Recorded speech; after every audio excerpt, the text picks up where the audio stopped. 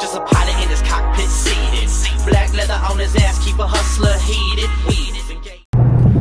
Look at this color Ram. I've never seen that before. It's that green color. I didn't think they made that color in the trucks. Makes me want to get one. Or like a 2500 Cummins Mega Cab 4-wheel drive lifted. That's what my plan is, getting one of these days. Maybe I'll get it in that color just so it'll look crazy. Hello everybody and welcome to the channel. So I just got off work a little bit ago, and I happen to be working in the area that's somewhat close to where I need to go to weigh the cars. I figured that would be a good thing to do today, go see what this beast weighs. So some of you might recall from the video when I dropped off this car to get the Procharger installed. I did weigh it at that point because I wanted to get a baseline weight before the Procharger, and it was 4580. So almost 4,600 pounds. It had like most of a full tank. It was probably like 90-95% of a full tank. So I'm just gonna call that 4,600 with a full tank, roughly. You know, all these numbers are gonna be rough because, you know, just having a few different things in the car are gonna affect the weight by a few pounds. But this will give us a pretty good estimate. Now, as far as what I have in the car, it's all the same stuff. I mean, I have my helmet. The helmet's in the cab right now before it was in the trunk. It's been in the trunk since I raced it the first time months and months ago. So we'll get a good accurate weight on the car. You know, it'll be within, you know, 20 pounds margin of error, which is fine. So we're gonna be looking at our baseline number at right around 4,600 pounds. And then we'll see what the Supercharger added. I'm guessing personally that it's gonna have added 80 pounds, but it might be as high as 100, so we'll see. It's a little bit far where I have to drive, but not too bad. As you guys know, I'm willing to go through a little bit of effort to get some information for myself and for you guys, my subscribers. I think it's pretty cool to know the weight because that's kind of an important part. So other things factoring in the weight of this car, it is fully loaded. I even have like the radar cruise control, heated and cooled seats. I can't think of very many other options that would add weight. I have the beats, the sunroof, as you know. Basically any option that adds weight I have. And then on top of that, I have these Diono car seats. Is that an SS? Let me see if he wants to play.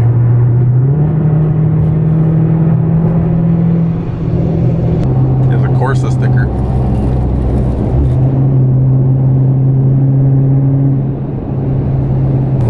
Let me see if we can do a little run right here.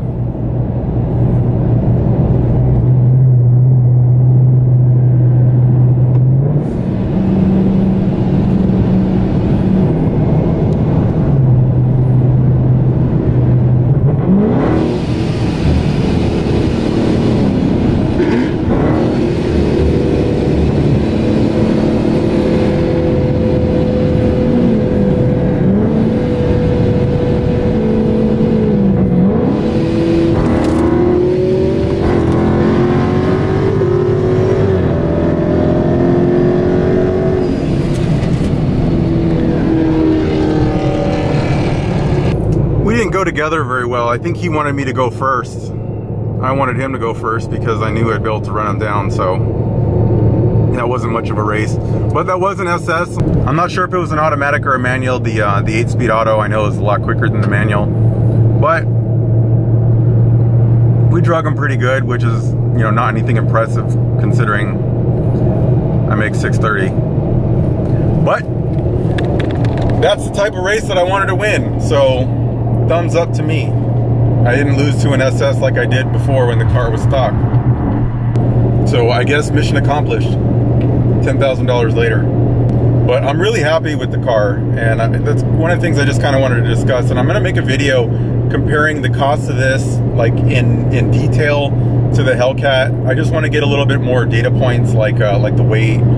And I would have liked to have raced and compared the numbers to a Hellcat a little bit better, and maybe found a good race with the Hellcat. So that's kind of what I'm waiting for before I do a full comparison, because you know, if it's not quicker than a Hellcat, then that's one more, you know, data point. I feel like it is. It's making 630, you know, based on the track numbers. There's a little bit of evidence to say that it might not be as quick as a Hellcat. It's definitely really close, but, you know, the Hellcat still might be faster. Not by much, if any, but it still might be.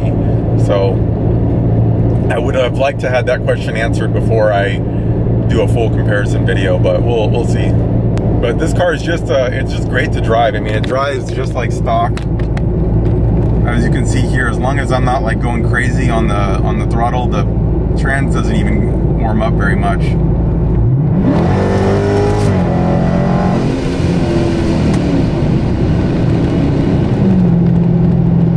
But this thing pulls like a beast. It's pretty nice.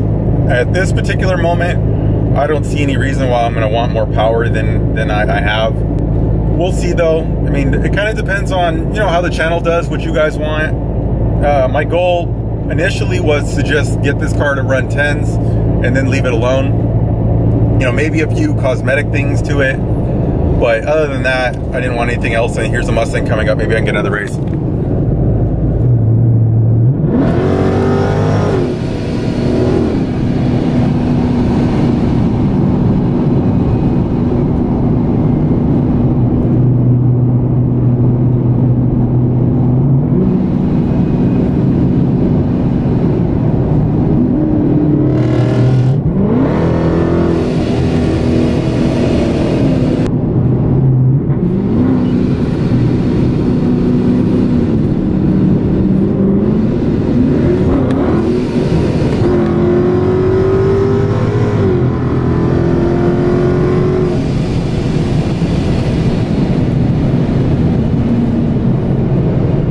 Well, whoever that guy is, cool job running me.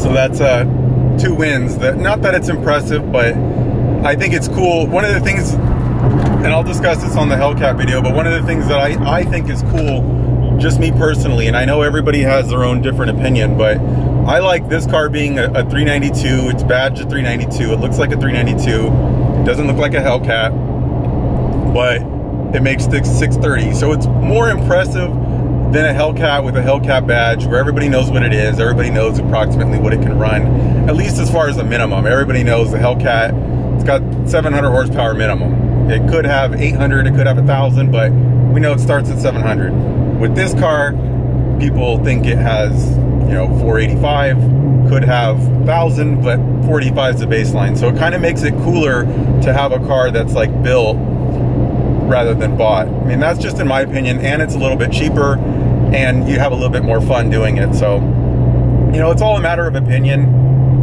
but I know I get a lot of feedback saying I should have just bought a Hellcat. It wasn't really that simple. There were a lot of cons on buying the Hellcat, but one of the main ones being price, but we'll go into all that later. But that was a good run. That's another thing. I mean, here in Houston, I know when I made the first video saying that this car was slow when it was stock, everybody acted like I was crazy, but really in Houston there are a lot of fast cars lurking around, and most people are down to race. So you just saw, like, just me doing this little trip down here, I raced a Camaro SS and a Mustang, both which were modded, or at least had exhaust and stuff. This Mustang looks a little bit quicker than the Camaro, but even though the Camaro held up better. But just quick races, and I would say probably if the car were stock, they would have been a hell of a lot closer. I don't know if I would have lost or won, but they would have been close. This time, with these runs, I just drug them because, you know, it's a fast car, which I don't really like either. I always like races to be more competitive. I prefer not to just win, like, really easily, but, you know, that's how it goes sometimes. Got to race faster cars to have that happen, and there's less cars just running around that are, you know, at the league of this, but they are out there. There's a lot of cars just cruising around that will hand me my booty. Let me see if he wants to run again.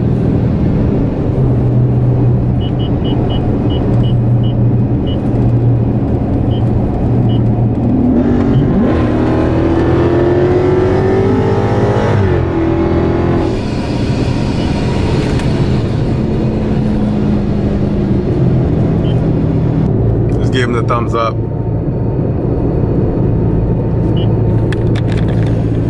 And that's the one thing I love about cars and racing. Like, I always, you know, there are those people that you race them and they get all pissed off if they lose. It's ridiculous. I always just, it's fun racing people, like, you know, nothing dangerous, just a quick within the speed limit race. It's just fun to do, a quick little race. And it's just kind of the love of the car and the love of the performance that you get to enjoy with, you know, with other people in a sense. Yeah, props to whoever that guy is, because he ran me twice and that was a lot of fun. So that's the other thing I wanted to mention on the trans temp for this thing. Once it goes up, it tends to not go down. And I think that's maybe one of the reasons why, you know, I need the cooler.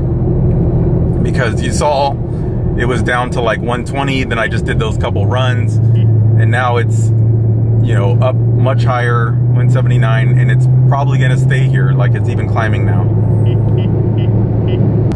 So we're gonna weigh and see what it is, and we're gonna of course weigh it without me in the car, so just keep in mind just how insanely heavy that race weight would be, considering I weigh like 220.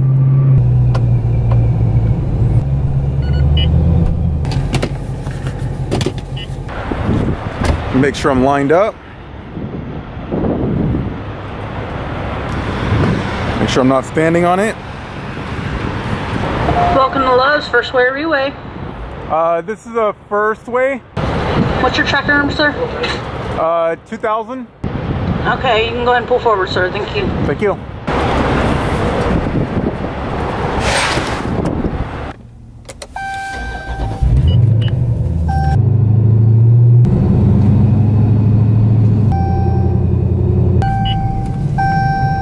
And I just realized I didn't get gas, so I kind of screwed it up. I forgot. Let me go get gas now, because I have like a quarter tank, and obviously that's gonna screw up our data. So filling up now. I screwed that one up. I completely forgot. Luckily I could fix it. All right, we are done filling up, and look at that, almost 15 gallons. That is a grip of weight that wouldn't have been accounted for. 15 times 7 roughly, I think gas is about 7 pounds. All right, take 2. Make sure I'm lined up. Looks good. I'm not standing on it. All right. They're gonna be irritated with me probably. Hi, welcome to Love's. Is this gonna be your first weigh or a reweigh? I just came and I forgot to add something to the car, so I need a reweigh, I guess. I don't know. All right, sir, you're good to come in. Thank you. I figured I'd get the previous ticket just so I can see what 15 gallons added to the car. Why not? I drove all the way out here. So the big deal with coming here was, so I'm going to the same scale, and I know they're all supposed to be certified and calibrated to be the same, and I'm sure they are, but it's just better for me to go to the same one since the car is so light. I want to eliminate the variables as much as possible. Not that the car is light, but compared to that, it's light.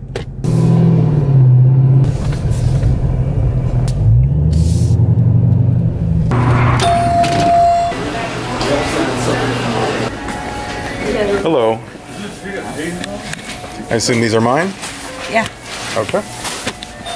Did you weigh and then reweigh? Yeah, I forgot to get gas. I wanted to weigh it with Yeah, I just didn't want to overcharge you or nothing. No, I know. I figured since I did it without getting gas again, I would. Do you have a lunch loyalty card? No. $13. Thank you. Yes, sir. I never really know what I'm doing when I come to weigh, so it's always a little bit confusing. Thank you. You're welcome. You have a great day. You too.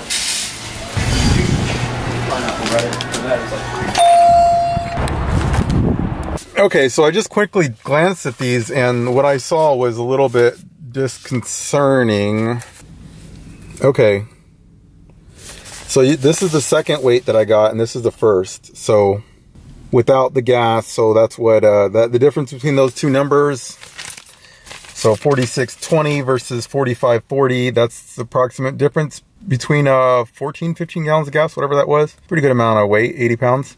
But this is the one that really matters. This is really confusing because the car was 4580 before. And yeah, I mean, it's just 40 pounds heavier. I don't know the weight. I'm trying to think of, maybe these just don't have the resolution to tell. I mean, I'll flash the other one on the screen.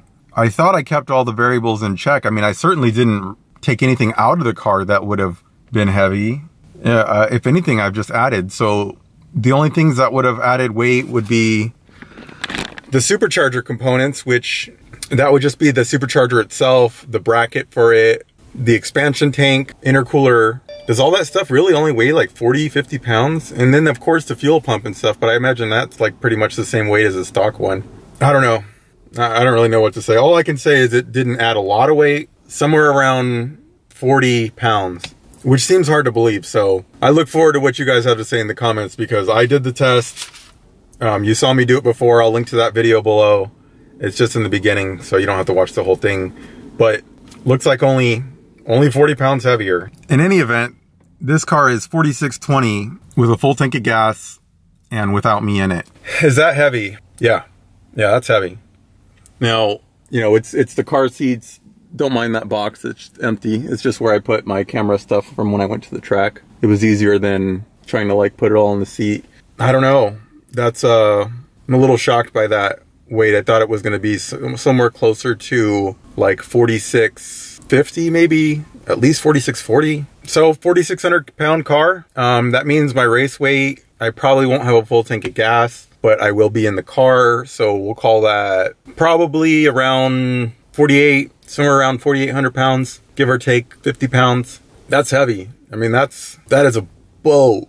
I mean, 4,800 pounds going down the track. So that's why you see, even with my 630 to the wheels, it's going to take a lot of power to get this thing to go down the track. Now, I don't know how much Hellcats weigh, but they've got to weigh the same or more because the blower on the Hellcats is even heavier than the Procharger on this, and otherwise they have a little bit different cooling system for the Procharger. I don't see any reason why it would be lighter. Definitely heavier, but I'm gonna have to check that. I'll put it up on screen right now, what some weights I can find for a Hellcat. But of course this car is fully loaded and stuff, but still it's a heavy car going down the track. There's no denying that. So I think that's going to be it for now for this video. Guys, let me know what you think in the comments. Had a couple good things in this video, a couple races which were very unexpected, and we got the weight, which doesn't make a lot of sense. So your guess is as good as mine. Peace, everybody. Just a pilot in his cockpit seated. Black leather on his ass, keep a hustler heated. Engage in the pavement. Rubber escorts like I'm seeking arrangement. Push the gas, escalate the gauges, escalate hits on the cam girls' pages, blazes, and hit them with a script full of sexy phrases.